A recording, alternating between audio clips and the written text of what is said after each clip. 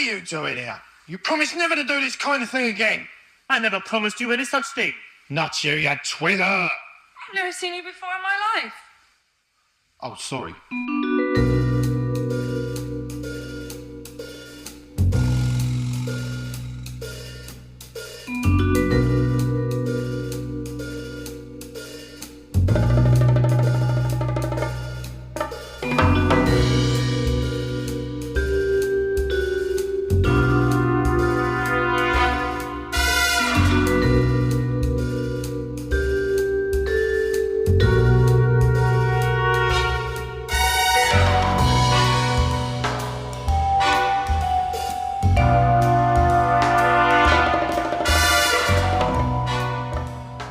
Welcome to episode 13 of the Horror Double Bill, the podcast where each week we combine two films to create something far greater than the sum of their parts.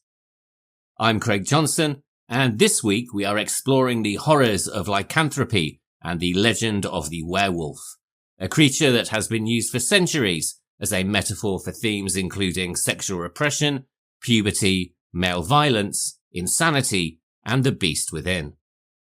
And we are starting off this week with the first horror movie that I ever saw, Frankenstein Meets the Wolfman from 1943, starring Lon Chaney Jr., Bela Lugosi, Ilona Massey and Lionel Atwill. Then we are jumping forward to 1981 with An American Werewolf in London from director John Landis, starring David Naughton, Jenny Agutter and Griffin Dunne. As well as showcasing their titular monsters, both films are, in their own ways, incredibly groundbreaking. Frankenstein Meets the Wolfman is arguably the first movie to suggest a concept that is all too familiar today, if not a little overused, which is the idea of a cinematic universe.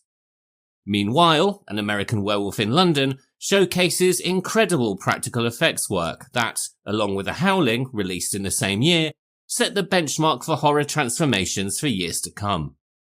Both movies also have a very personal significance for me that we'll discuss as the episode continues. Along the way, we'll be discussing the possible origins of the werewolf myth, historical examples of lycanthropy, the somewhat renegade approach to children's publishing in the 1970s, the life of the actor Lon Chaney Jr, and much, much more. So, as you can tell, this is going to be a rather long episode. So, before we begin, I'm going to state the main sources that I have used for research. But as always, all of the sources will be listed in the show notes. For the introduction on the history of werewolves, I have referred to articles from the Library of the University of Alberta, the website respectjournal.com, the Encyclopedia Britannica, and heaven help me, Wikipedia, as well as the children's book, The Beaver Book of Horror by Daniel Farson.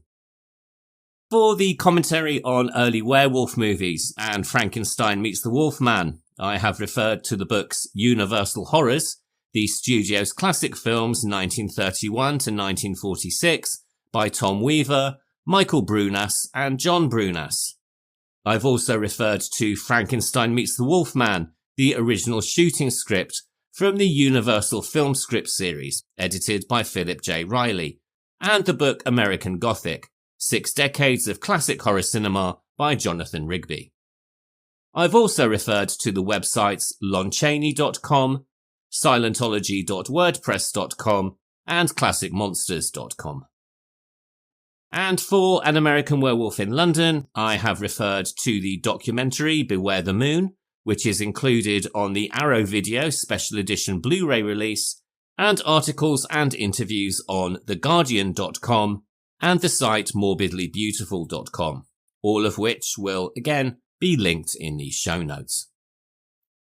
The legend of the werewolf, or shapeshifter, has been around for centuries, and the earliest literary example dates from 1000 years BC.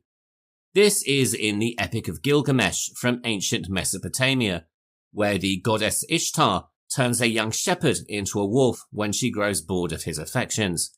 But it is in ancient Greece and Rome that we see the myth fully take form. In 37 BC, we have possibly the earliest example of voluntary transformation, with the tale of a sorcerer who could turn himself into a wolf by magic. And then in Ovid's The Metamorphosis, dating from around 8 AD, we have the story of King Lycaon, who decided to test the god Zeus by serving him human flesh. And that's something that seems to have been a fairly regular occurrence in ancient Greece, as the same thing happened with the myth of Tantalus that we discussed back in episode 10. And much as in that story, the god Zeus was far from fooled, and in disgust turned King Lycaon into a wolf. As with many ancient legends, there are in fact several variants of this story, and not all of them end with a wolf transformation. But this is possibly one of the better known versions, and also equates werewolves with cannibalism, which will become a very important factor later on. About 30 years later, the Satyricon tells the story of a soldier who turns into a wolf by the light of the moon and kills a number of sheep, only to sustain an injury that gives him away when he reverts to human form. And this is a concept that will appear in any number of werewolf stories and films that would follow. And then in the 5th century BC, the historian Herodotus reported that a tribe of Baltic people called the Nuri, who had relocated to the area of Scythia, were claimed to magically be able to turn into wolves for a few days each year. This was a claim that he personally doubted, but one believed and maintained by the locals, which may, on reflection, have more to do with fear-mongering about outsiders than it did anything else. There were, of course, other legends of man-to-beast transformation outside of the Greeks and the Romans, particularly in Norse mythology and saga literature. The Berserkers were Norse warrior groups who, through rituals, hallucinogenic plants, and the wearing of wolf pelts, adopted wolf-like qualities in battle and were said to display extreme ferocity and lack of fear, even attacking their own allies in the frenzy of the fight. This possibly led to the tale of a warrior and his son who discovered enchanted wolf pelts. When they put them on, they were transformed into wolves for 10 days, killing many men until the father wounded his own son while both in wolf form, leaving an injury that remained once they had both reverted to human shape. In the story, the curses only ended when the pelts are burned. Meanwhile, in the US, the Navajo had the legends of the Skinwalker, evil figures who would don animal skins to change shape and who are associated with grave taboos, while the Aztecs and the Mayans told of the Nagal, a sorcerer or shaman believed to have a spirit companion in the form of an animal and to possess the ability to magically shift into that animal on command. In South and Southeast Asia, legends of were tigers and were leopards were also told, while in Africa it was often the tale of the were hyena, an intentional shapeshifter which is still spoken of today. As we can see, in these legends the transformation is often deliberate, which is a far cry from the tragic and unintentional werewolves we most commonly see in modern cinema, from the doomed Larry Talbot of Universal's The Wolfman to Catherine Isabel's Ginger in the 2000s movie Ginger Snaps. And it is as we move forward into the Middle Ages that we start to see the emergence of the more sympathetic and complex character. There is a 12th century poem telling of a baron who is trapped in wolf form by his treacherous wife, but maintains his human soul and noble character. There is also a romantic poem known as William and the Werewolf, where a cursed prince becomes a benevolent wolf. Both of these tales depict the protagonists as victims of magical enchantment. But this, sadly, as history would tell us, was not the prevailing attitude. As we move forward a few years, we start to see the mythology take on a much darker turn and become entangled with witchcraft, demonology, and mass hysteria. Because unfortunately, the belief in werewolves started to become all too real. And much as there were witch trials and witch executions in the Middle Ages, the period also saw werewolf trials, with much the same tragic and violent outcomes. Whilst it is difficult, if not impossible, to pinpoint an exact number of victims, it is estimated that several hundred quote-unquote werewolves were executed across Europe during this time, particularly with the accused also often charged with witchcraft, wolf riding, and wolf charming, all of which are fairly self-explanatory. In 1521, French authorities at Poligny condemned several men, including a peasant who became known as the Werewolf of Poligny, for allegedly turning into wolves and murdering children, and in 1573, Gilles Grenier of Dole was convicted of being a werewolf and a cannibal after a series of child killings, for which he was burned at the stake. Perhaps the most famous case is that of Peter Stump of Bedburg in Germany, who in 1589 was accused of making a pact with the devil, donning a wolfskin belt and gruesomely killing animals and people, including his own son. He was executed rather horrifically on what was called a breaking wheel, and this is illustrated in contemporary woodcuts that show a wolf attacking a child and his brutal punishment for werewolfery.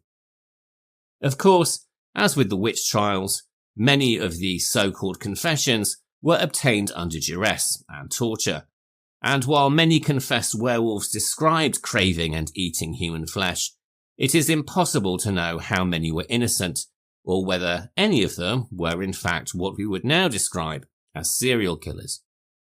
I would suspect, though, that the answer is very few indeed. But before we go any further, it's time for a very brief biographical interlude. Those of you that have listened to episode 3 of the show will remember that growing up in 1970s Britain was a very interesting experience, as children's popular culture at the time revolved partly around scaring us half to death and partly around the popularisation of horror tropes for toddlers. Whether it was haunted house ice lollies or horror bag potato snacks, which, to be honest, I missed greatly, or frankly terrifying TV shows like Come Back Lucy or King of the Castle, you really couldn't move for horror.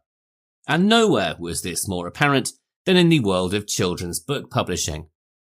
2 books in particular have been on my mind, or indeed my desk, while writing this episode, and I'm sure listeners of my generation will also remember them fondly. The first is the book The Beaver Book of Horror by Daniel Farson, which was published in 1977. I first purchased it from our school book club at the age of 7, the year that I saw Frankenstein Meets the Wolfman. Over the years, I of course lost this original copy, but in a fit of nostalgia, I purchased it second, or possibly fifth hand, a few years ago. The second book, which I no longer possess, which is very sad as it now changes hands for a ridiculous amount of money these days, is the book Vampires, Werewolves and Demons, one of the Usborne guides to the supernatural world, which were published in 1979. To be honest, I had all but forgotten this book until an Instagram post a few weeks ago from the excellent account Dark Cornwall reminded me of it. And by the way, if you aren't following the Dark Cornwall Instagram account yet, I highly suggest that you do. Both of these books very kindly and clearly explained werewolfery to preteens and were a formative part of my youth. And both also included the story of one of the most notorious of the werewolf trials. This was the story of Jean Grenier, which was lovingly illustrated in the book Vampires, Werewolves and Demons, and I will share those illustrations on our Instagram page. The story is also recounted in the Beaver Book of Horror, and I'm going to read now directly from this book. It's a rather long passage, so I hope you're sitting comfortably. Accused werewolves were surprisingly keen to confess. Obviously, torture helped them on, but sometimes it seemed as if they wanted to. A 14-year-old shepherd boy called Jean Grenier is an interesting example. His crimes took place near Bordeaux, and for what his confession is worth, he admitted to having eaten more than 50 children. He confessed with such pleasure that the crowded courtroom burst into laughter when he described chasing an old woman only to find her flesh as tough as leather. When he lifted a child from its cot, he complained that it shrieked so loudly it almost deafened me as he prepared for his first bite. Hardly the stuff to take seriously, but 3 girls testified against him, and his detailed confession was believed, though the judge found the evidence so appalling that he sent Grenier to a higher court. Grenier was sentenced to be burned, but now the case had caused such a stir, with further confessions, that it was sent to an even higher court, where the judge showed surprising common sense. First, he recorded Grenier's story, who said, "When I was 10 or 11 years old, my neighbour introduced me in the depths of the forest to the master of the forest, who gave me a wolf skin.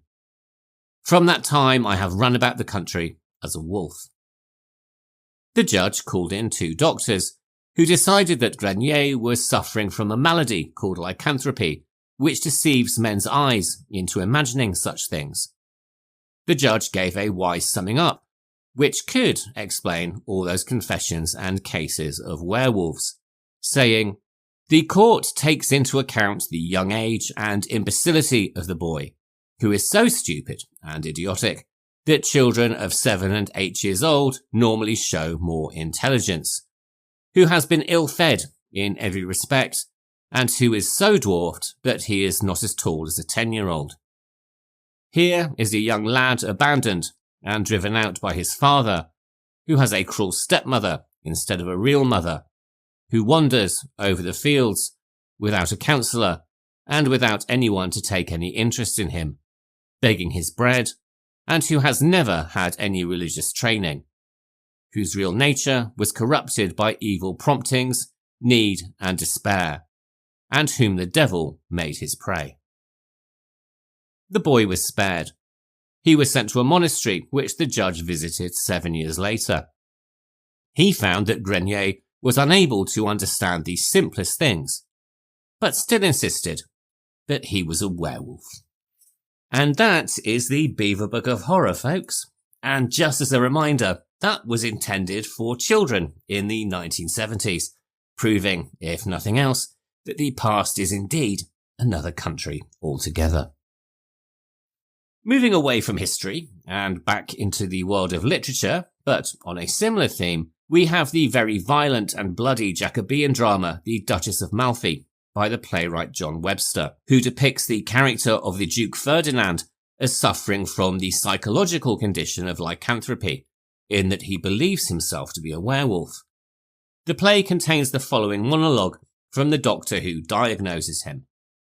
"2 nights since, one met the Duke about midnight in a lane behind St. Mark's Church, with the leg of a man upon his shoulder, and he howled fearfully, said that he was a wolf. Only the difference was a wolf's skin was hairy on the outside, whereas his was hairy on the inside." Meanwhile, in the world of the fairy tale, we of course have the story of Little Red Riding Hood, which some historians have proposed may have its roots in werewolf lore, and given the historical beliefs that I've just recounted, this may not be that unlikely. Although a cautionary tale of sticking to the well-travelled path and avoiding stranger danger, it is possible that the talking wolf in the original folktale may have indeed been one of the werewolves that were so feared at the time, eventually morphing into a more normal talking wolf, if such a thing is possible, by the time it was published by Charles Perrault in 1697. Whether this is true or not, and it's hard to say one way or the other, it's certainly an approach that the English writer Angela Carter would take when she adapted the fairy story in her 1979 collection The Bloody Chamber and Other Stories. 3 of these stories, entitled The Werewolf, Wolf Alice and The Company of Wolves, would be adapted into a film in 1984 by the Irish filmmaker Neil Jordan, and we'll be discussing that movie, called The Company of Wolves, in just a few weeks' time. Fairy tales, romantic poetry, and Jacobean drama aside, it really wouldn't be until the 19th century that we would see a surge in the depiction of werewolves in popular fiction, particularly with the rise of the so-called penny dreadful, cheap, serialized, and rather lurid stories that were, as the name suggests, available for a penny per issue. One of these is Wagner the Werewolf by George W. M. Reynolds, which was serialized in 1846 and is considered to be one of the first full-length werewolf novels in English. Other stories include The Wolf Leader by the author of The Three Musketeers, Alexandre Dumas, and The Werewolf by the American poet George W. Thornbury. There was also a rather scholarly publication detailing the history of werewolves by Sabine Baring-Gould, called The Book of Werewolves, that was published in 1865, and which compiled historical reports and folk tales, preserving many of the historical accounts mentioned in this episode, and stating that the legend of the werewolf was so persistent and everywhere and in all ages that it must indeed be factual. Baring-Gould even claimed that half the world believes or believed in werewolves at the time of publication.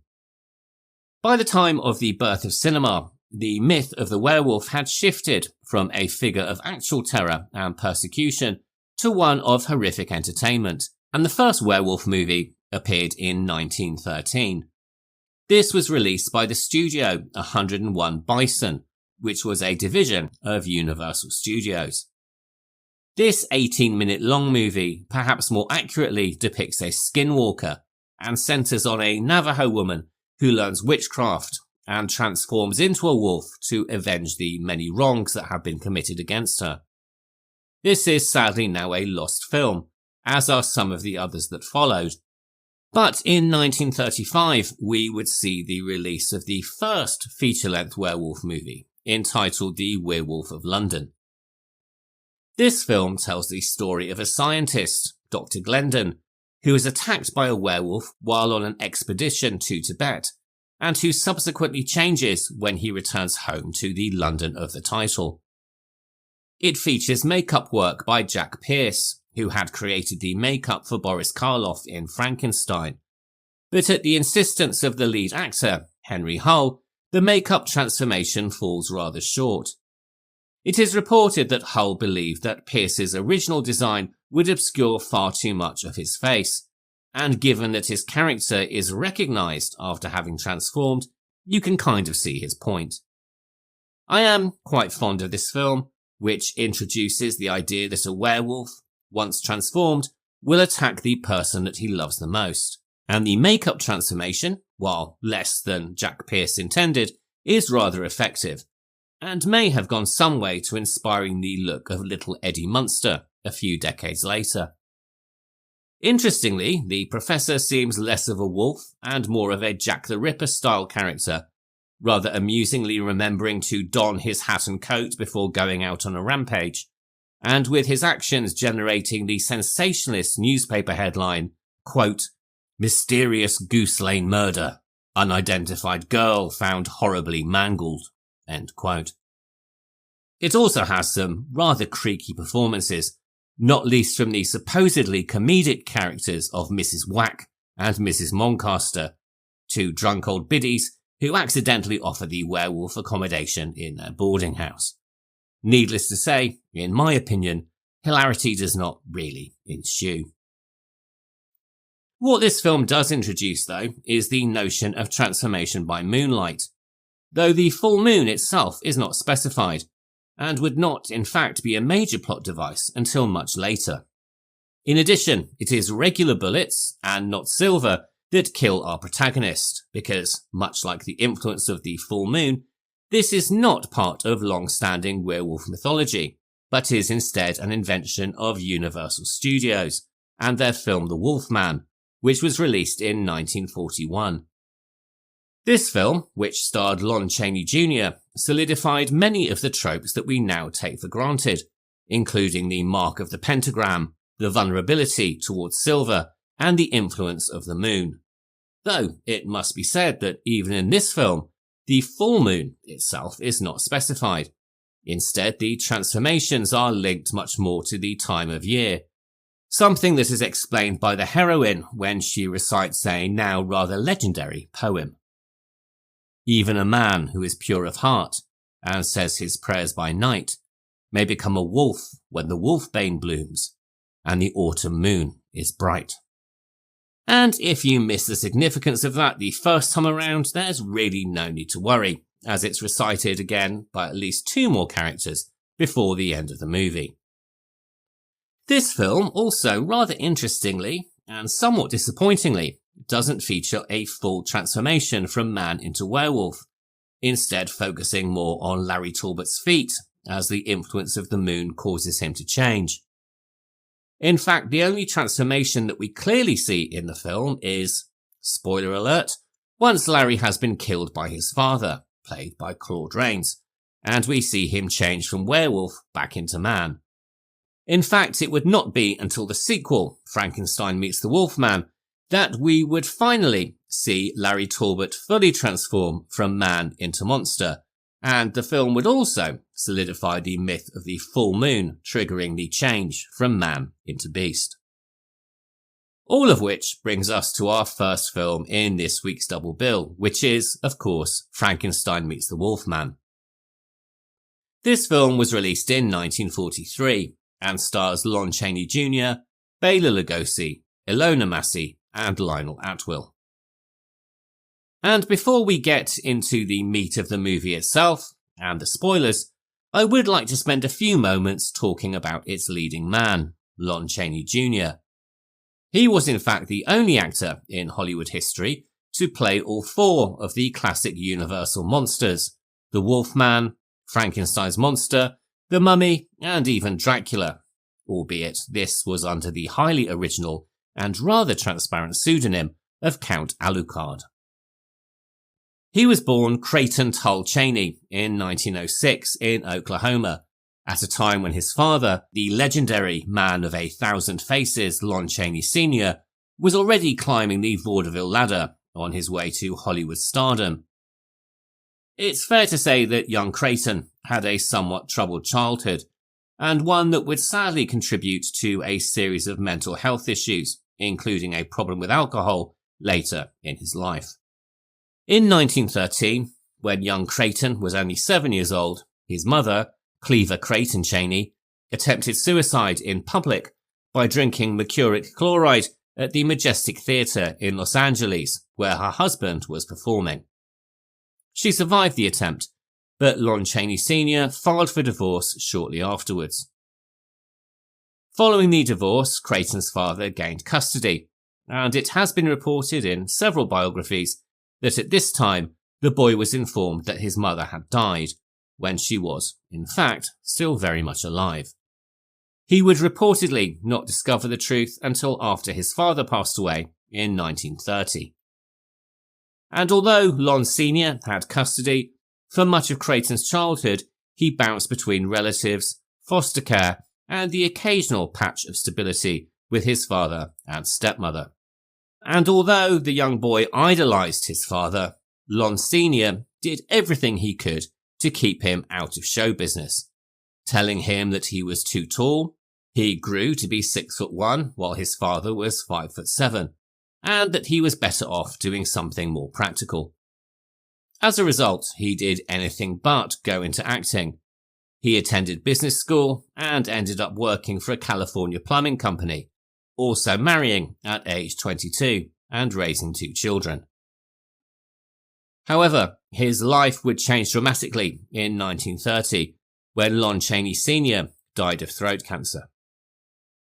At this point, young Creighton started in acting, though at first he refused to take his father's name and was billed simply as Creighton Chaney. He spent most of the early 1930s appearing in B-movies, and would later say, quote, "I did every possible bit in pictures. I had to do stunt work to live. I bulldogged steers, fell off and got knocked off cliffs, rode horses off precipices into rivers, and drove prairie schooners up and down hills." End quote. He acted in many films and serials for studios like Monogram Pictures, RKO, Republic, 20th Century Fox and Universal.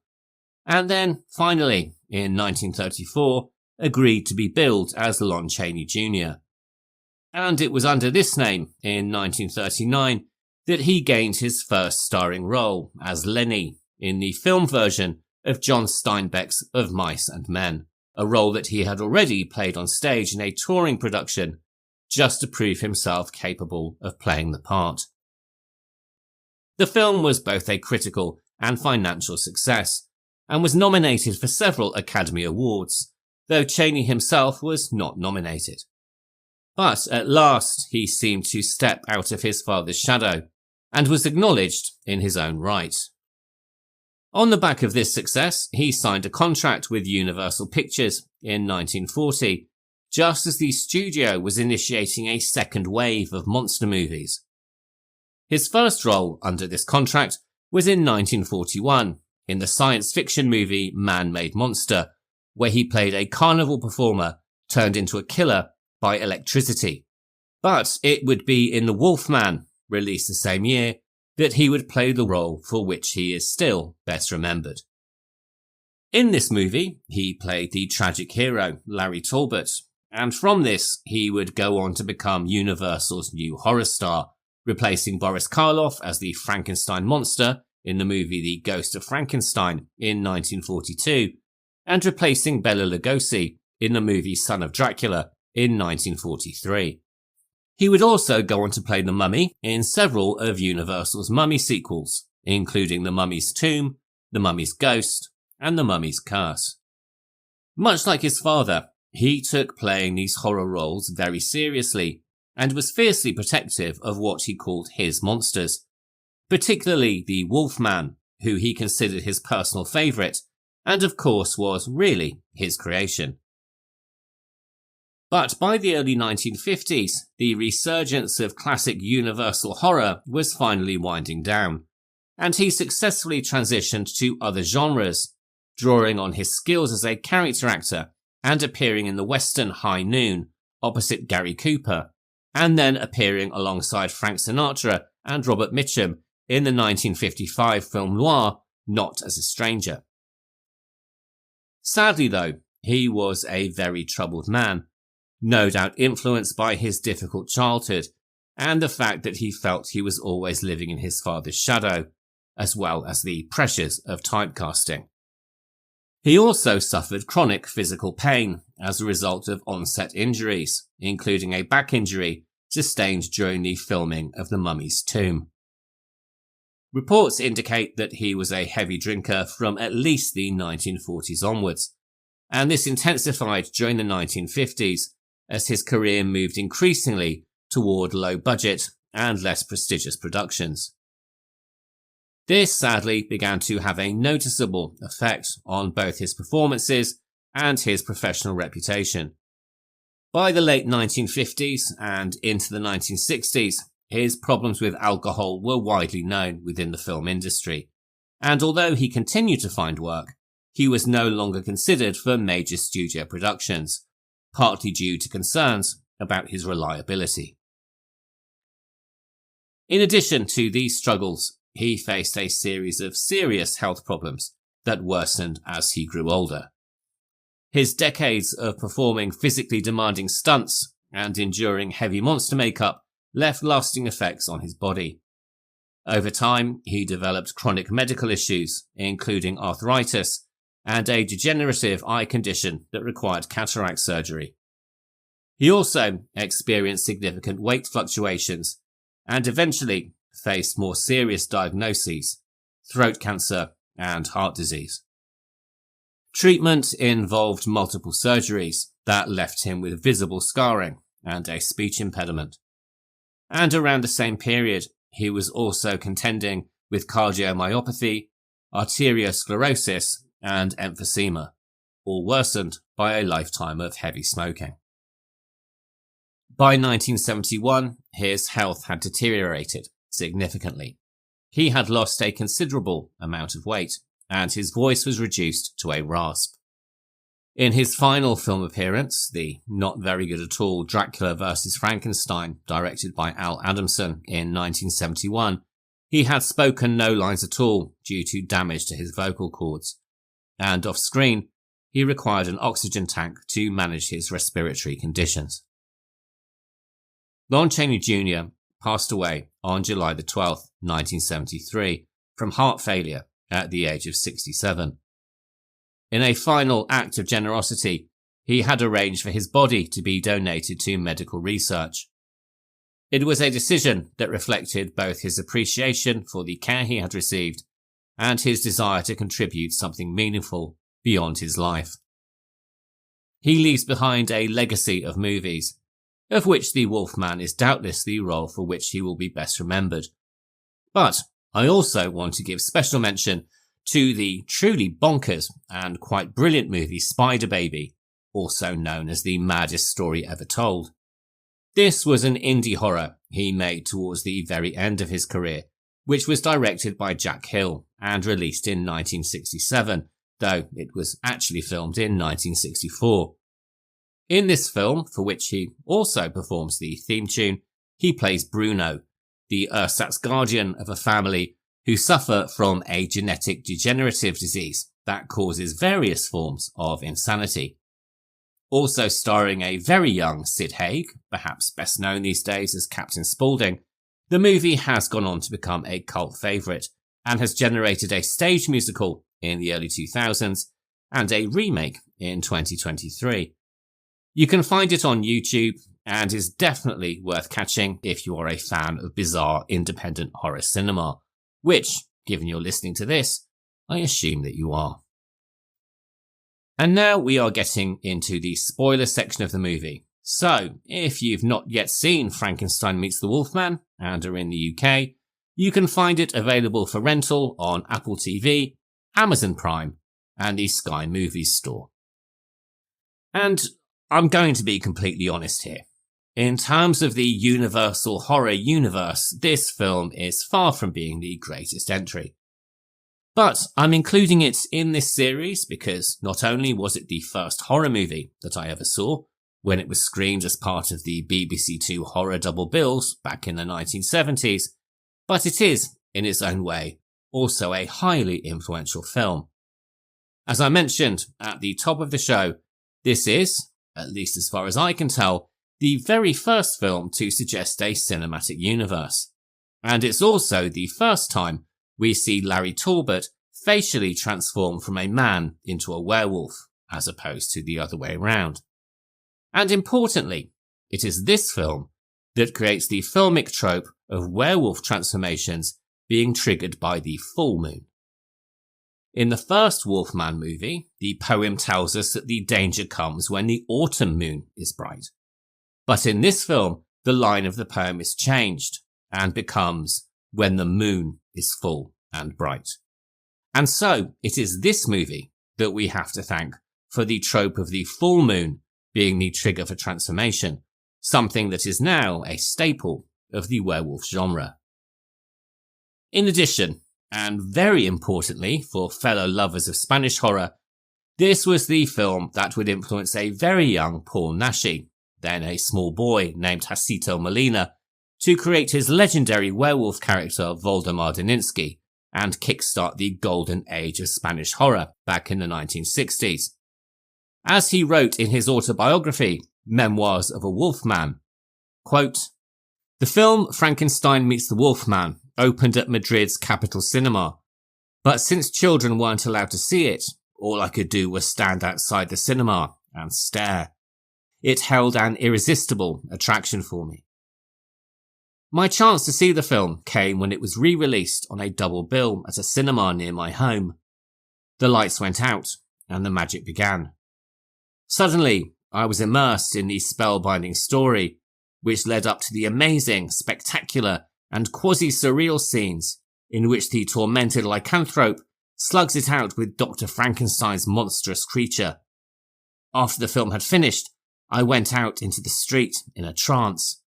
I didn't even remember to thank my good friend the usher for letting me in and running the risk of getting into trouble with the inspectors, who in those days were pretty strict. that night I sat down to draw the two terrifying characters locked in their brutal combat. From that day on, Larry Talbot was my hero.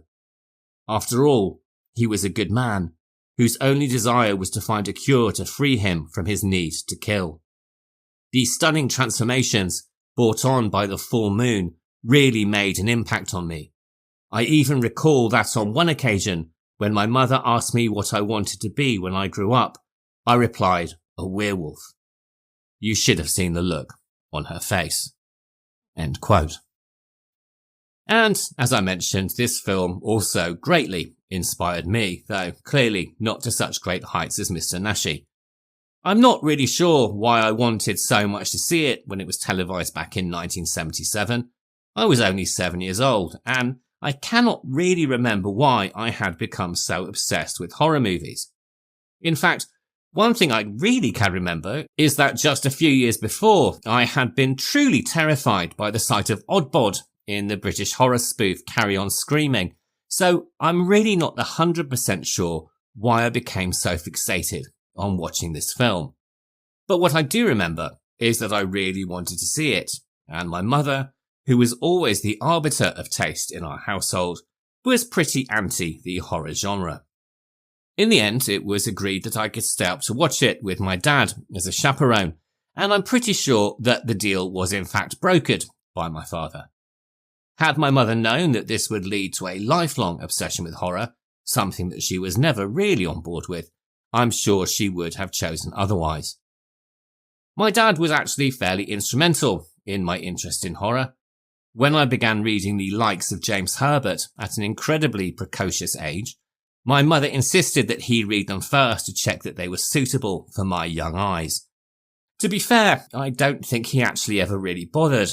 Either that or he had an incredibly liberal approach to literature, as both The Fog and The Dark were declared perfectly reasonable for me to be reading, something that in hindsight they most definitely were not. In any case, it was through this film and the BBC horror double bills that my gateway to the genre opened. And from the opening scenes of two inept and cowardly grave robbers accidentally resuscitating Larry Talbot in his tomb, my heart was completely stolen, and I never looked back. The film was originally conceived as a joke between the writer Kurt Siodmak and producer George Wagner, with Siodmak ad-libbing, "George, why don't we make a picture Frankenstein Wolf's the Meat Man? Sorry, I mean Frankenstein Meets the Wolfman," which, as you can tell, is absolutely hilarious. And the reason behind its development is, in reality, not much better. Siodmak was in debt after buying a Buick convertible, and knowing this, Wagner effectively made a wager, giving him 2 hours to imagine a conceit around which to construct the story. To Siodmak's credit, the idea is a fairly strong one, even if it bears little continuity to either the Frankenstein movies or the Wolfman movie that came before it. For no real reason other than the light of the moon, Larry Talbot, who was killed at the end of the 1941 movie, is resurrected, which has more than a touch of the somehow Emperor Palpatine returned about it. In addition, not only is Larry now alive, but he is also immortal. However, this is where the conceit becomes interesting. The now immortal Larry Talbot, knowing that he will kill every full moon, wishes only to die, while the Frankenstein monster, who he meets later in the movie, wants nothing less than to live forever and to become an indestructible Superman who will rule the world.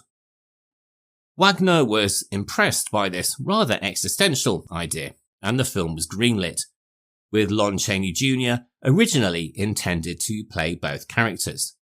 There was, after all, no one else who could play Larry Talbot, and he had already played the monster in the 1942 movie The Ghost of Frankenstein.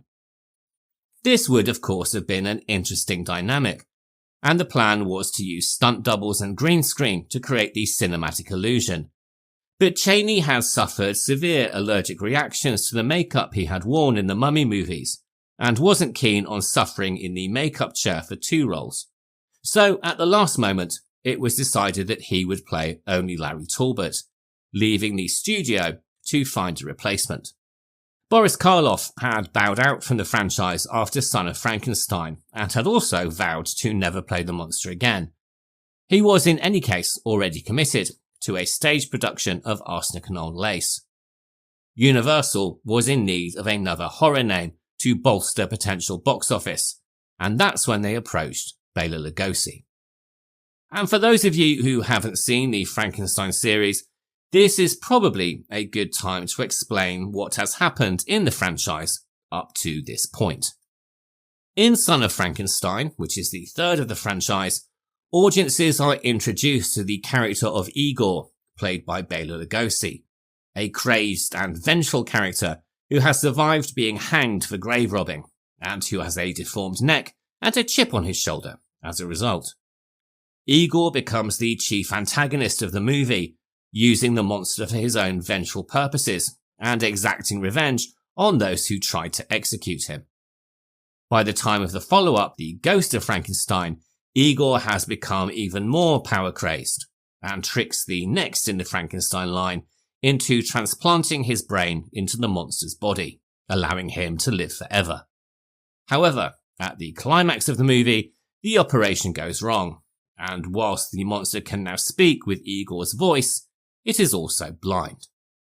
Interestingly, and with no small amount of irony, Bela Lugosi had not only appeared in The Wolfman in 1941, he had also been the original choice to play the monster in the original 1931 Frankenstein movie, but he turned it down, not wishing to play a character that didn't have any dialogue.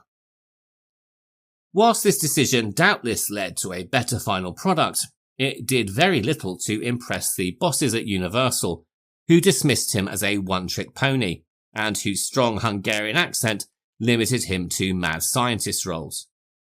As writer Kurt Siodmak stated, quote, "He had created one character, Dracula, and that character had stuck."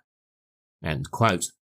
With his star on the wane, Lugosi was relegated to increasingly low-budget movies for studios like Monogram, and that studio was allegedly so down market that it was said that once you started there, even the unemployed actors working in the local drugstore would give you the cold shoulder.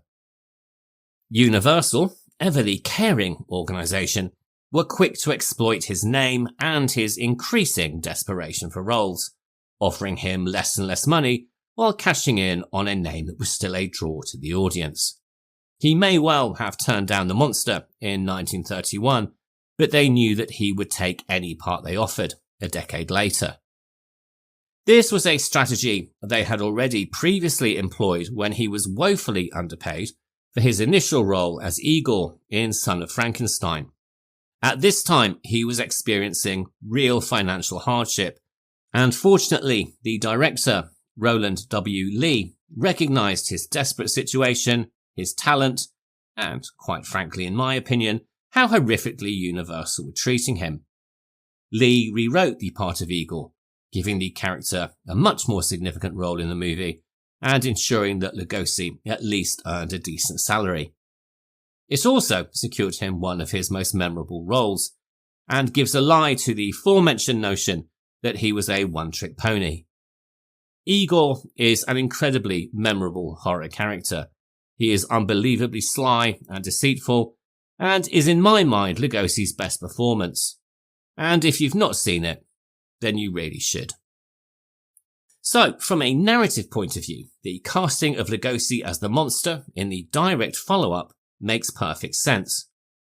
Sadly though, it was very different in practice. Lugosi was now 60 years old, and his health was failing. The challenges of production, including 4 hours in makeup, £20 boots and a £5 headpiece, all combined to take their toll, at one point leading to physical collapse. And this is not the first time we have discussed the physical trauma that Universal horror actors suffered for the studio. We've only just now heard about Lon Chaney's injuries, and we spoke on Karloff's back injuries in episode 8. So it's little wonder that the 60-year-old Lugosi would find things more than difficult. Desperate for a solution, and too late into the production to recast the role, Lugosi was replaced in the more strenuous moments by a stuntman called Eddie Parker. So, when you watch the movie, it's Parker, and not Lugosi, that we first see as the monster when Larry Talbot discovers him in the ruins of Frankenstein's castle. And it's also Eddie Parker who fights the Wolfman in the climactic battle. Lugosi was already rather embarrassed by having to take the role, which he did only for the money, so this can't have been great for his ego. But worse was to come. In the original shooting script, and following on from the ending of The Ghost of Frankenstein, the monster was given dialogue, which was another reason that Lugosi had taken the role. But during test screenings, his strong Hungarian accent was met with laughter. In the book Universal Horrors that I mentioned at the top of the show, Siodmak is quoted as saying, quote, "Lugosi couldn't talk. They had left the dialogue that I wrote for the monster in the picture when they shot it, but with Lugosi, it sounded so Hungarian funny that they had to take it out." End quote. And that was indeed the solution that the studio came up with. The lines would just be silenced, and the reasoning behind Lugosi's acting choices would be lost. What this means for the viewer is that there is no real indication that the Igor/monster does indeed want to rule the world, which is, after all, the driving plot of the film. And there's also no reason at all why the monster stumbles around with his arms outstretched. As a result, the performance has become something of a joke, which is a shame, as there was a method behind what Lugosi was trying to do. The monster is, after all, blind, and the outstretched arms are his way of navigating through the world. Sadly, you can also see the moments where the actor has been silenced, with his lips still moving in certain scenes. Though, to be honest, the lines that were cut, which are widely available to read online, were hardly the stuff of cinematic legend either. So, whilst Lugosi certainly suffered for his art, reportedly getting up at 2:30 a.m. every day to sit in a hot tub of water and prepare his body for the challenges of filming, the script that he was given was, quite frankly, hardly worth the effort. To be completely honest, for years after I first saw the movie, I mistakenly believed that I had seen Boris Karloff play the role of the monster, and it would not be until much later that I would learn that the role had been played not by Karloff, but by Lugosi. For some reason, this greatly disappointed me at the time, and it actually put me off watching the film for years. But it must be said that the influence of Lugosi's performance is incredibly significant, as it is his version of the monster, and not Karloff's, that walks around with arms outstretched in a manner that was emulated by children across playgrounds the world over. So, whilst his performance can in no way be said to be as great as Karloff's, it has perhaps left behind the most enduring image. I think it's fair to say that Frankenstein Meets the Wolfman is very much a film of two halves, and if the casting of Lugosi and the studio decisions around his performance make the second half far less than one would have hoped, the first half is incredibly well done, not least because we finally get to see Larry Talbot transform into the Wolfman before our very eyes. And it must be said that Chaney certainly was made to suffer for this sequence. The initial transformation scene took 22 hours to film, during which time the crew would wait until Chaney was in position, and then, this is quite unbelievable, drive small nails through the skin at the end of his fingers to ensure that he couldn't move. Individual hairs would then be applied, a few frames would then be shot, and the process would then be repeated. This, as you can imagine, was an incredibly arduous thing to film, made all the more difficult by the fact that the pillow on which his head appears to be resting was in fact a plaster cast designed to help keep him immobile. Having said that, the investment of time and discomfort does indeed pay dividends, creating transformation sequences that are far superior to those of the first movie. The cast was completed by Ilona Massey as Elsa von Frankenstein, Patrick Knowles as the male lead, Dr. Frank Mannering, Lionel Atwill as the mayor, and Maria Uspenskaya playing the role of the fortune teller from the original Wolfman movie. Years later, Ilona Massey recounted that she had a positive experience on set and greatly enjoyed filming, saying, quote, "I think Lon Chaney is one of the nicest, sweetest people in the world. It was a great deal of fun. You know, it took 4 hours to put on his makeup, and when it was on, it was hot under the lights. It was very difficult for him to eat. He mostly had soup, which he sipped through a straw, and just for fun one day we put hot peppers in it. We had a lot of fun. I never had any difficulty with my co-stars, but Chaney was something special." End quote. However, things were rather different for two-time Academy Award nominee Uspenskaya.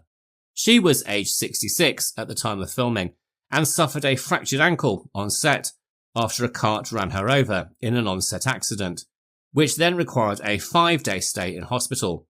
This was at the same time that Bela Lugosi collapsed under the stress of playing the monster. So, yet more evidence of the rather devil-may-care attitude that Universal had towards their stars, which is quite frankly putting it mildly.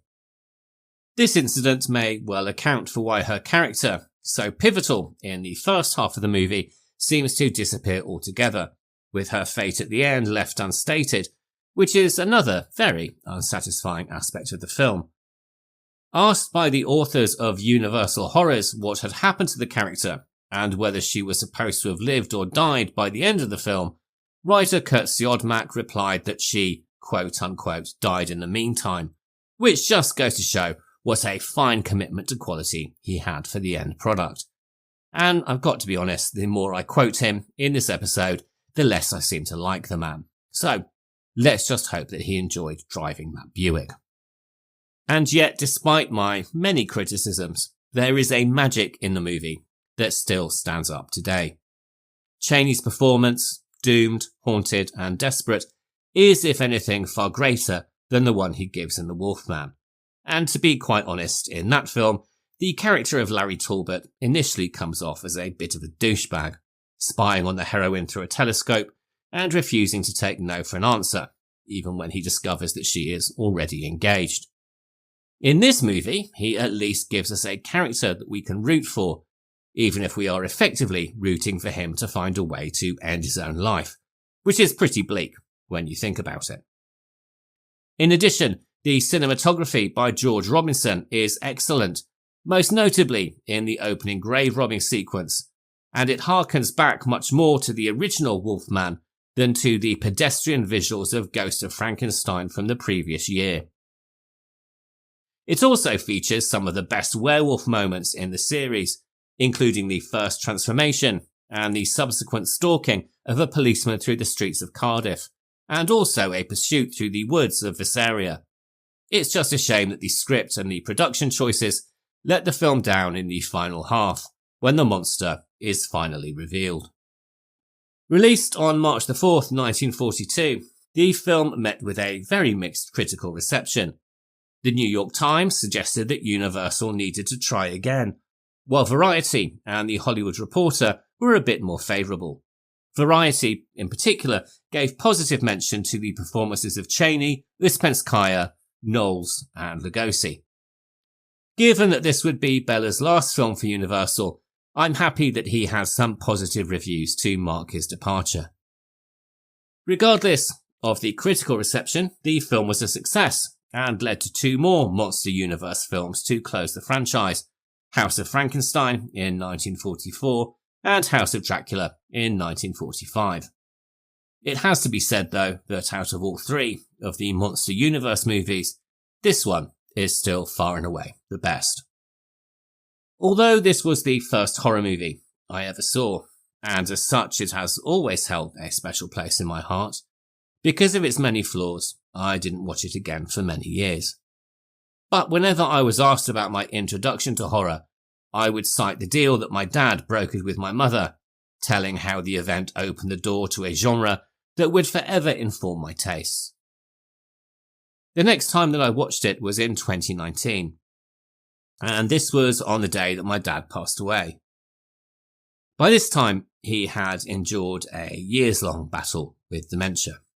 And as anyone who has lost a relative will know, on the day that people pass away, you cry, you make the phone calls, and then you have a moment where you are completely empty and completely lost, and you don't really know what you should be doing. So in that moment, for me, I decided to watch Frankenstein Meets the Wolfman again, for the first time in over 4 decades.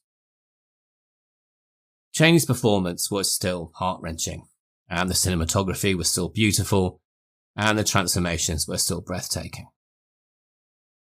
So I watched it that day, very much as a tribute to the memory of my dad, and my own silent way of thanking him for my introduction to horror, and for spawning a love of the genre that I will carry until the day that I die myself.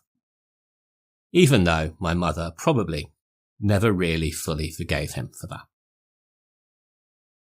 My dad was also responsible for my introduction to our next movie, which is An American Werewolf in London.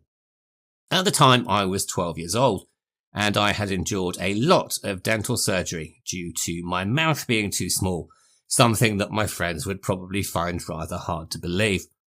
So, whilst I was recovering, he went to the local video store and rented American Werewolf for me to watch. I'm not sure what my mum made of that, but I doubt that she was overjoyed. So, as I said at the beginning of this episode, this is a rather personal one for me, as it's a bit of a tribute to my old man. So, without any further ado, let's get on with our second movie. An American Werewolf in London was written and directed by John Landis and released in 1981. It stars David Naughton, Jenny Agutter, Griffin Dunne, and John Woodvine. And we are getting into the spoilers on this one relatively early, so if you've not yet seen the movie, it's currently available for rental, in the UK at least, on Amazon Prime, Google Play, Apple TV, and also YouTube. On its release in August 1981, American Werewolf in London joined a trio of wolf-related movies that all came out in the same year, with The Howling from Joe Dante released in January and Wolfen from Michael Wadley released in July. In addition, Paul Schrader's remake of the 1942 classic Cat People had gone into production in April, joining Philippe Mora's Man into Insect movie The Beast Within, which had already begun filming in February. Metamorphosis, then, was clearly in the air in Hollywood, and investment in the horror genre was on the up. This was no doubt in part due to the success of the late 1970s horror boom, with commercial successes like Halloween, Alien, and Dawn of the Dead encouraging studios to put money into genre pictures. Old monsters were being reimagined with modern sensibilities, and werewolves were, at a time, a relatively untapped genre. And as figures of transformation and loss of control, they also represented modern cultural anxieties. Even Wolfen, which is not strictly a werewolf movie, uses the notion of ancient wolf spirits to explore concerns about colonialism, gentrification, environmental issues, and urban decay. The icing on the cake, though, and the thing that really pushed things forward, was the development in special effects technology. Screenplays that had long laid dormant, waiting for the tech to catch up with the concept, suddenly found their moment. It was a perfect storm of commercial and creative appetites colliding with the new world of practical transformation work. Of all the films I have just mentioned, American Werewolf probably had the longest gestation, and was conceived by John Landis in 1969. At the time, he was an 18-year-old production assistant working on the film Kelly's Heroes in Yugoslavia. During the shoot, he witnessed a funeral in which a corpse of a criminal was buried feet first at a crossroads in a cloth wrapped with garlic and rosary beads. This was all to prevent the criminal from rising from the dead and finding his way back home again, and Landis was fascinated. He was very much struck by the juxtaposition of this superstitious ritual taking place in 1969, the same year that man had walked on the moon, and the contrast between modern cynicism and traditional belief systems became the germ of an idea. Thinking of monsters that he could base a script on, he hit upon the idea of the werewolf, and in his research discovered the history of the werewolf trials and executions that we covered at the top of the show. Now, he has said that his research indicated the largest number of executions were in France or Wales, and that's something that I would disagree with quite strongly. My research suggests that there are only 5 werewolf executions recorded in Wales, but who am I to get in the way of a good Hollywood production story? In any case, he says he didn't speak French, and the UK at that time offered financial incentives to American productions to boost the British film industry. This incentive was called the Eady Levy and had been introduced back in 1950, a time when the UK government was interested in protecting British industries instead of selling them off to the highest bidder, or in some cases their mates down the pub. Much like the Italian government policies that we discussed back in episode 2, in order to qualify for financial benefits, the majority of the cast, crew and production team on a movie needed to be British, thereby securing jobs for the British workforce. Blimey. Once again, the past really is a different country, isn't it? This, of course, promoted the notion that the film could be set in the UK, and Landis was particularly taken with the idea of shooting the movie in the home of Gothic horror and the world of Hammer films. He wrote the first draft when he was still 18, and while he was happy with it, said that early beta readers were less than impressed, being rather confused by its combination of horror and humour, telling him that it was much too scary to be funny, or indeed the other way round.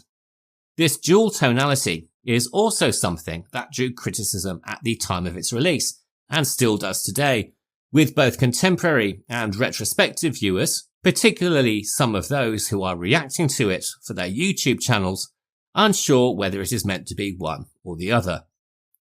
I don't really understand this myself. I think it's quite possible for it to be both, which is, after all, much like real life. We discussed this idea at the end of our very first episode, when we explored the work of Alex de la Iglesia and his belief that his movies are a bit like laughing at a funeral, with humour providing a form of release, or even relief, from the awful realities of what is happening. And whilst I may absolutely enjoy the very dark side of genre cinema, I think there is certainly also a place for horror to have humour, providing, of course, it is intentional, which in this film, it certainly is. The film also has a lot of its humour rooted in irony, such as David and Jack being delivered to the moors in a truckload of sheep, literally lambs ready for the slaughter, and it also has a fair amount of meta-commentary, with various mentions of the Universal Wolfman movies. Though sadly, the fact that it raises the universal myth that a werewolf can only be killed by someone who loves him, and then does absolutely nothing with it, feels very much like a missed opportunity. Of course, with this film, it's really the special effects that make it, and they were created by special effects guru Rick Baker. He had already worked with Landis on his first feature, and the two had discussed American Werewolf during this period. Baker was incredibly excited by the idea, particularly by the concept that the transformation of man into monster had to be painful, and that the old classic movies didn't do it properly. Landis told Baker that he wanted to show the pain, and that he wanted to see the whole body change. But both the world of special effects and the film production studios weren't ready for the challenge. Landis was still an unknown property, and his first movie, Schlock, had hardly set the box office on fire when it was released in 1973. Indeed, it was only after Landis had a couple of back-to-back hits with Animal House in 1978 and The Blues Brothers in 1980 that studios finally showed enough interest and faith to consider producing the werewolf story. In 1980, Polygram Pictures agreed to finance the film, giving him the green light 11 years after his screenplay had been written. With the budget in place, Landis reached out to Baker, but there was a slight problem. Although the special effects artist had kept an eye on the project, by 1980 he had grown sceptical that it would ever happen, and at the same time had received a phone call from the director Joe Dante, asking him to sign on to another werewolf project, The Howling. Baker recalled that when he told Landis he was doing another werewolf movie already, and was planning on using some of the transformation ideas that he had been thinking up since their initial conversation, Landis was, quite understandably, absolutely livid.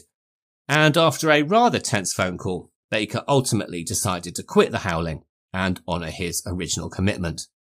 The Howling makeup duties were passed to Baker's protege, Rob Bottin, who would later go on to create the frankly mind-blowing practical effects for John Carpenter's The Thing. And it is this decision, in my opinion, that would go on to shape the lasting success and legacy of the movie. The practical effects that Baker created were truly mind-blowing at the time, and they still hold up today. And you only have to see a handful of YouTuber reaction videos to see that I'm telling the truth. Rather bizarrely, a few years ago, an acquaintance of mine suggested that An American Werewolf should be remade, with the justification that CGI would be so much better, which just goes to show that there are people out there who really don't know what they're talking about. But it's probably not a good idea to pull at that thread right now, because I could go on about that for hours. Baker and his team spent months developing mechanical and makeup effects, and pioneered the use of what came to be known as, quote, change-o appliances, end quote. These were specialised prosthetics that were designed to simulate the transformation on screen. Creating these involved taking full body life casts of the actor David Naughton and then sculpting individual prosthetic pieces, including elongated arms, clawed hands, and an expanding spine. These components would then be animated using cables and pneumatic bladders and other mechanical systems to achieve the transformation sequence in real time on camera. Baker had originally conceived of a two-legged humanoid werewolf. However, Landis insisted on a four-legged creature that resembled more of a hound from hell. As a result, Baker used his own large dog as an anatomical reference, and the final design features no human characteristics, which sets it apart from many previous werewolf movies, and also, fortunately, sets it apart from The Howling. And speaking of The Howling, since the release of both movies, there has been a somewhat heated debate between genre fans as to which film has the best transformation scene and which film is actually the better. For my money, I have to say I prefer American Werewolf, but this may be down to the personal memories that I have associated with the film and the fact that I saw it first. Although The Howling is a brilliant parody of New Age healing techniques and features several nods to classic horror directors with characters named after Terence Fisher and Freddie Francis, it just for me lacks emotional depth. And if I'm honest, I don't really think the transformation sequences live up to Baker's work in American Werewolf either. Then again, that of course is just my personal preference. But I am right though. The approach that Baker needed to take with the makeup, though, did throw up a new challenge, because he required 6 months preparation work and full body casts of the actors, which meant that Landis had to find them much earlier in pre-production than would be normal. This was not an easy process, and Landis and his producer auditioned over 300 actors before settling on David Naughton for the lead role of David Kessler. At the time, Naughton was mainly known for his work in Dr. Pepper television commercials and also a very brief pop music career. But his clean-cut all-American image lined up perfectly with Landis's vision for the character as the boy next door, though his involvement in the film, which was released with an R rating, led to the termination of his Dr. Pepper contract. For the role of Jack Goodman, Landis cast Griffin Dunne, who had minimal prior film experience. And his hiring created an obstacle with the British Actors Equity Association. They initially denied him a work permit on the grounds that the role should go to an American actor who was already living in the UK. Landis refused to recast the role and instead threatened to relocate the production to France, and this pressure led to Equity to approving Dunne's permit to work in the UK. The casting couldn't have been more fortuitous, as the chemistry between the two actors as they cross over the moors to the slaughtered lamb is palpable, as it is also, rather bizarrely, when Jack later turns up for chats when he is a corpse. Naughton, in particular, is a very likeable lead, far more so, it must be said, than Larry Talbot in The Wolfman. And his performance brings a real pathos to the picture. The scene where he calls home to say goodbye, only to be met with a rather uncaring younger sibling, is incredibly well played, as is his mounting panic when he realises the crimes that he has committed.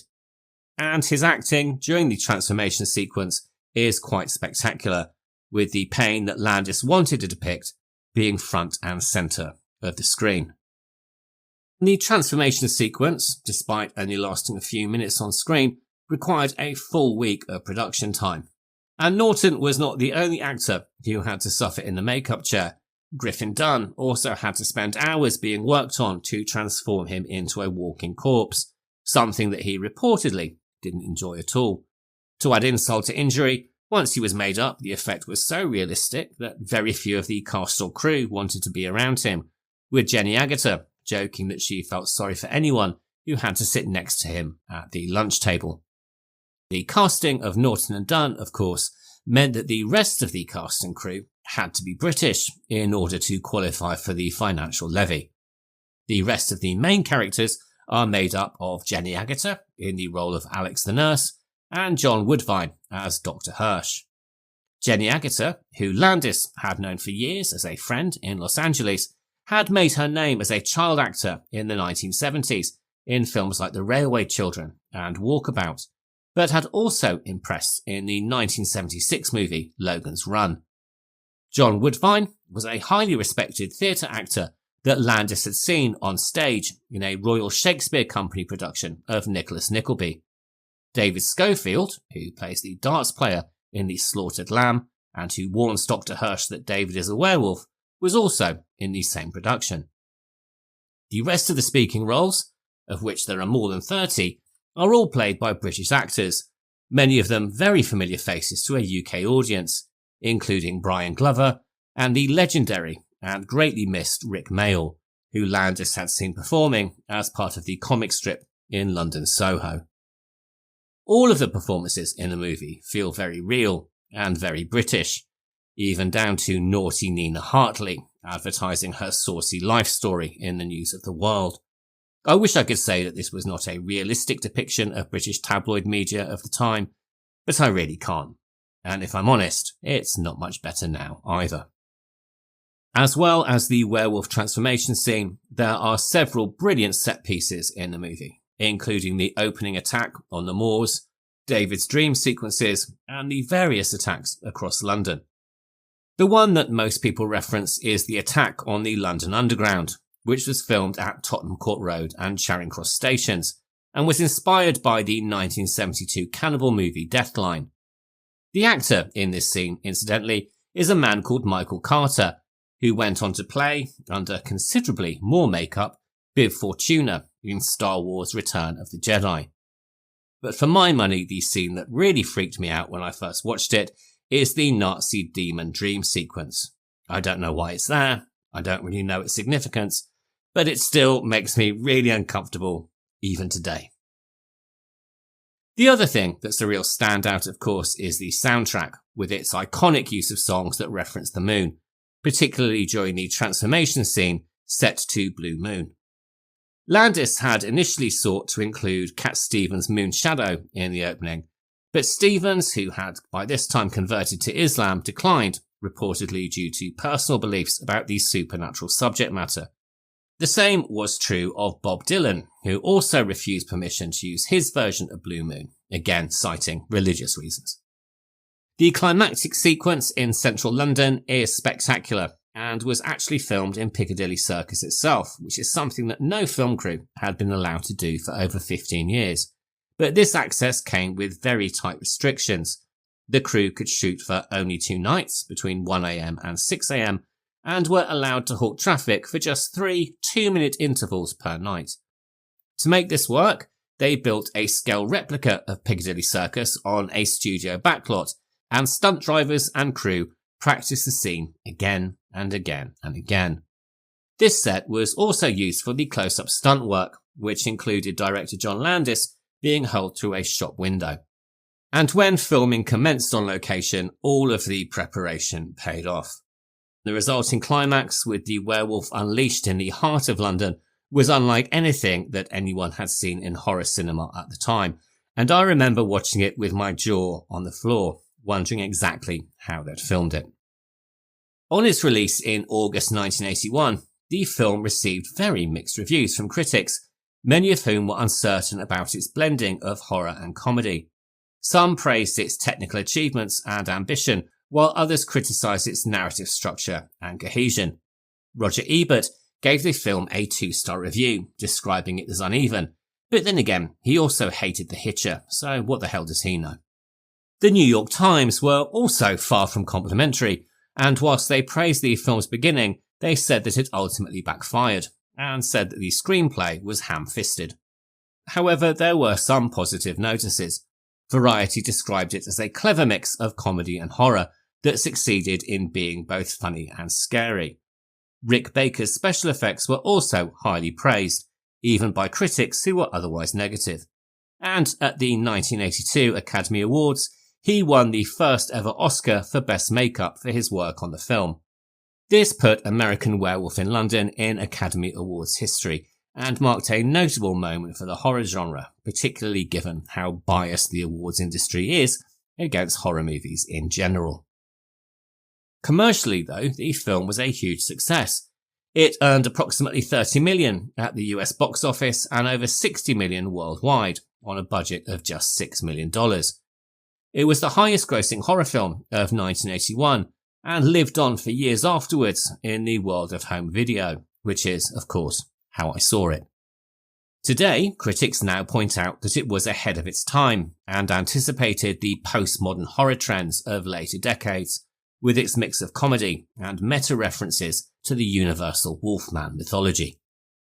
Modern critics and filmmakers frequently cite it as one of the best horror comedies ever made, and arguably the greatest werewolf movie of all time, and I struggle to think of one that equals it.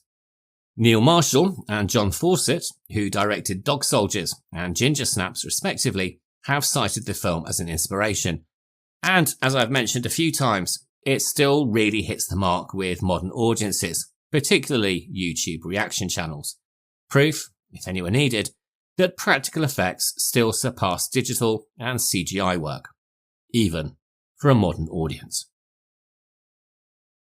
Frankenstein Meets the Wolfman and American Werewolf in London are both examples of the classic werewolf movie, and both also showcase groundbreaking special effects. But for me, the reason they belong together is as a reminder of my late father, who not only introduced me to horror with the first movie, but encouraged my love of genre with the second. The reason that I'm releasing this episode today, which will be on August the 10th, is that on August the 11th, it would have been his birthday. So whilst this episode is indeed a tribute to the 2 movies I've showcased, it's also a birthday tribute to my dad. Happy birthday, Dad. I love you and miss you very much. All of which brings me to the end of this week's double bill and an incredibly long episode. So if you are still listening, thank you very much for sticking with me.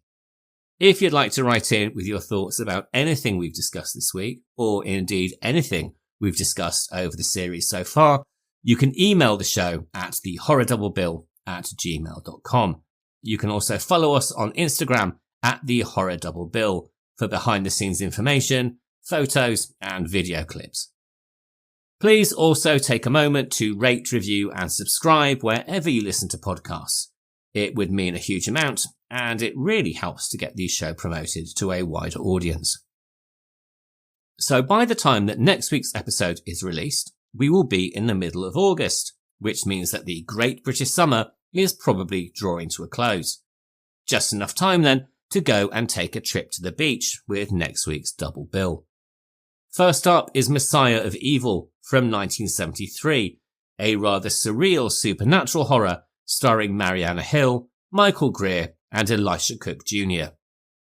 Then we're following that with John Carpenter's seafaring ghost story The Fog from 1980, starring Jamie Lee Curtis, Janet Leigh, Adrienne Barbeau and Tom Atkins. If you're in the UK, you can watch Messiah of Evil on Amazon Prime and also with a subscription on the BFI player. And you can watch The Fog on Apple TV, Amazon Prime and with a subscription on Studio Canal Presents. So I'll be back next Sunday for the discussion, and until then, thank you for listening and have a really great week. Goodbye.